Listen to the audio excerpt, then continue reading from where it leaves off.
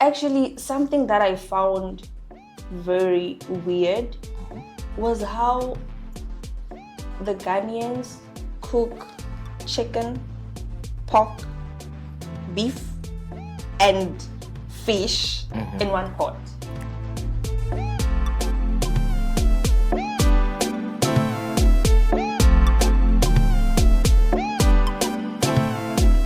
What are some misconceptions that people have about Russia? And if you want to address those misconceptions, you can actually do. That Russians are mafias. I don't think you will ever meet anyone from the mafia, even if there are mafias here. I don't think you will ever meet anyone. No, but like when people think about Russians, they think about guns, crime, and well, I don't know, but I haven't seen any of that. For me, this is the safest place I have stayed. Exactly. It's not like I've stayed in the entire world, but this is too safe. For real. You're in a community of international students and you're also in Russia.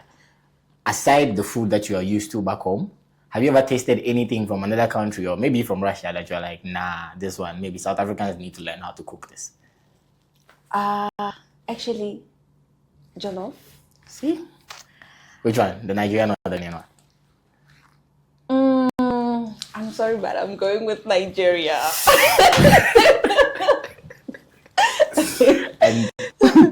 And what is another food that you say, nah, never again, this one, I'm not doing? I think the Russian borscht soup. That's what they call it. The previous guest said borscht was his favorite food. Actually, something that I found very weird was how the Ghanaians cook chicken, pork, beef, and fish in one pot. It doesn't make sense to me. Like, if all the animals are living together in one place, why can't they live together in harmony inside one soup? No ways, because it also takes different times to cook a specific meal. We boil them together. Oh my God. And another thing that is also not making a bit of sense to me is how you guys put peanut butter in a stew.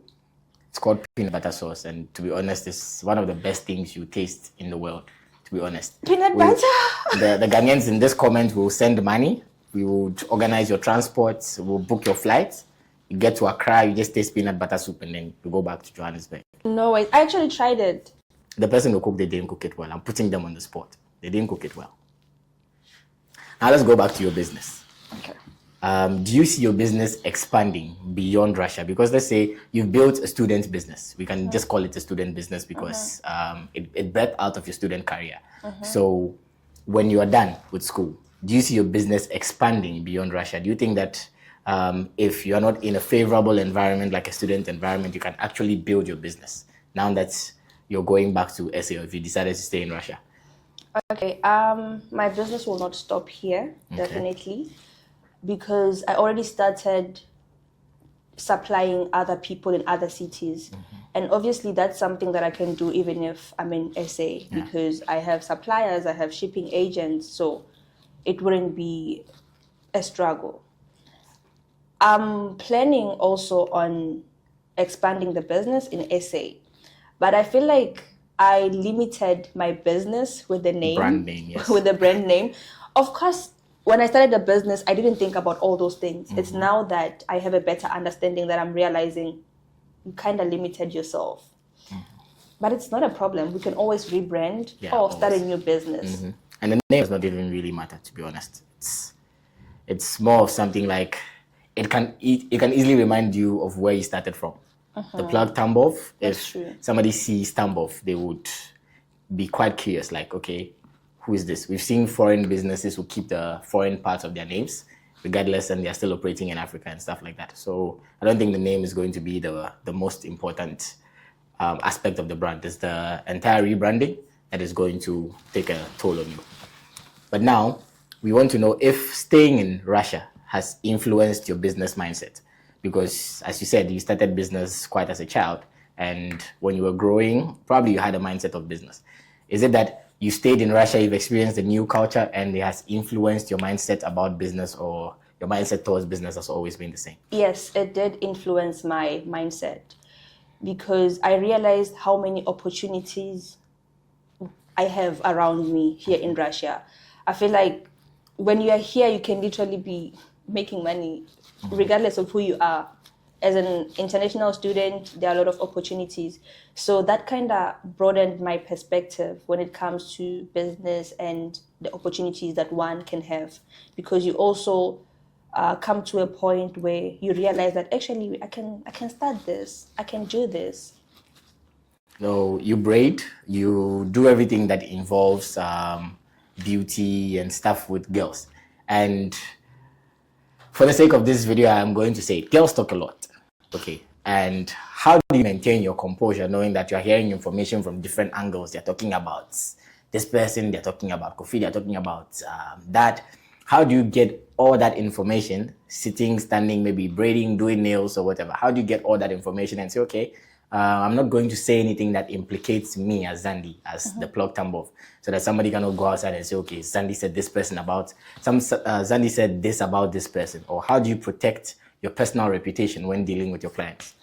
Okay, I feel like a person cannot just come and start talking about somebody out of the blue. You need to open room for somebody to come and start talking about people. So I don't ever open room for somebody to tell me somebody's business. I'm one person, I mind my business and I don't want to know about people's businesses. So even with my customers, we don't talk about people because I never open that room. Okay. Quite different from the hairdressing salons that we have back at home. Like once my mom sits down, Mom, you know, then the gist starts.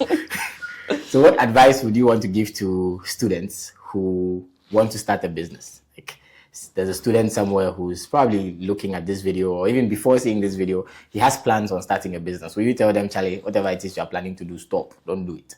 Or you would advise them to continue, or you want to give them maybe a bit of a TED talk? What advice would you give them? Waiting for the right time is waiting forever. Okay. Why is that?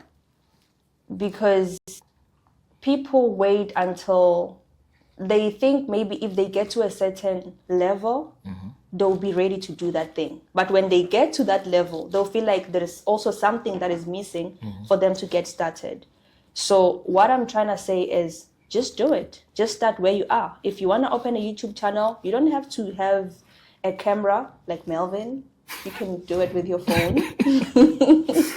And if you want to cook, you can start with the little that you have. Whatever business that you want to start, do it and start where you are, because we all started from somewhere and we are expanding. By the time people see us doing real estate and all of that, they'll be thinking that's where we started. But no, honey, we started with selling braids.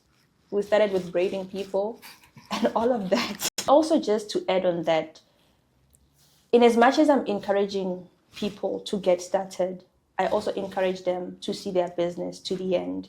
Because one thing that I came to realize was that people are not void of ideas. The problem is seeing it to the end. So people can start, but can you see it to the end? Continuity. Yes. So one advice that I can give somebody who wants to start business is that they need to be driven by passion, not by the results. Because you can start doing something, anticipating something. And what happens if you don't see those results? Then you're definitely going to stop. But if you are passionate about what you do and you have a vision for what you do, then you can see it to the end. Books. Do you think anyone who wants to start a business, wants to improve on any part of their life, whether financially or whatever it is, and it has to do with the business sphere, do you think they should read books? Definitely. I really encourage reading books, financial literacy, learn about finances, learn about the business that you want to delve into. Not to say that you can't start before you read books. I mean, we started and it's now that we are hooked up with the books. But it's very important. I really recommend reading books. What's your favorite book and what is it about? Like in general? Well, let's take it towards the business sphere. The book doesn't have to be a business book per se, but if it has actually helped you improve upon your character, something of that sort. Okay, I think I have like a particular book for every aspect of my life. So depending on what exactly we're talking about, but I think for this context, I would say Rich Dad, Poor Dad. We're nearing the end of the interview, and I want to ask, if you could go back in time, would you still choose to study in Russia, or you would have preferred to stay back home or gone to another country to study? I don't think I would have opted for studying in SA because I don't think my mindset would have changed. So I would still, I'm not sure about Russia though, but somewhere abroad. Now, what's that one Russian phrase that you think that every international student should know? Da. And that's because it's simple, and I found my way around this country with just saying da. You go to the supermarket, the lady says hello, you say da. Do you want a plastic? Da. Everything? Da. all right, how do I even finish And that this means talk? yes, by the way. What are 3 character traits that you think any business person should have? Perseverance, courage, and good financial aptitude. Now let's end the interview with this particular question. Between all the African accents you've heard, the ones that have to relate with English, all the English African accents, which country do you think has the worst English accent? My brother, Nigeria.